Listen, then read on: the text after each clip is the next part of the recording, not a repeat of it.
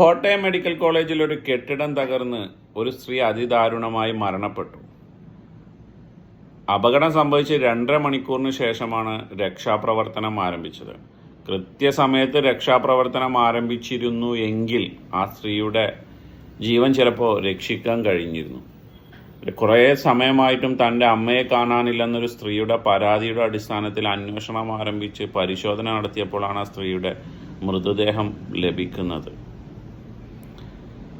Thiruvananthapuram medical കോളേജിലെ ഒരു doctor പറയുന്നു, ശസ്ത്രക്രിയകൾ ചെയ്യാൻ ഉപകരണമില്ലാത്തത് കൊണ്ട് ശസ്ത്രക്രിയാ ഡേറ്റുകൾ മാറ്റുന്നു.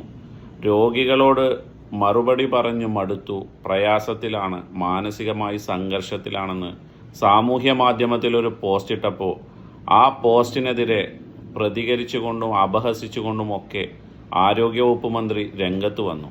പക്ഷെ കൂടുതൽ അന്വേഷിച്ചപ്പോൾ ആരോഗ്യമന്ത്രിക്ക് തന്നെയാണ് വീഴ്ച എന്ന് മനസ്സിലാക്കിയപ്പോൾ ആ അന്വേഷണം അവിടെ അവസാനിപ്പിച്ച് വിമാനമാർഗം കുറച്ച്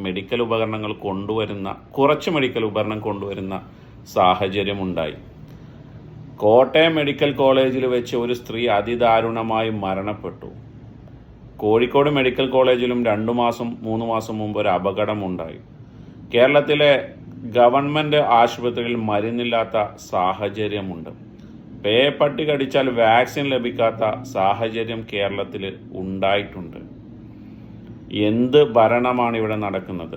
ഈ മരണത്തിൻ്റെ കോട്ടയം മെഡിക്കൽ കോളേജിൽ ഒരു സ്ത്രീ അതിദാരുണമായി മരണപ്പെട്ടതിൻ്റെ ഉത്തരവാദിത്തം ഏറ്റെടുത്തുകൊണ്ട് ആരോഗ്യവകുപ്പ് മന്ത്രി രാജിവെച്ച് പുറത്തു പോകണം. കാലം മാപ്പ് തരില്ല നിങ്ങൾക്കൊന്നും.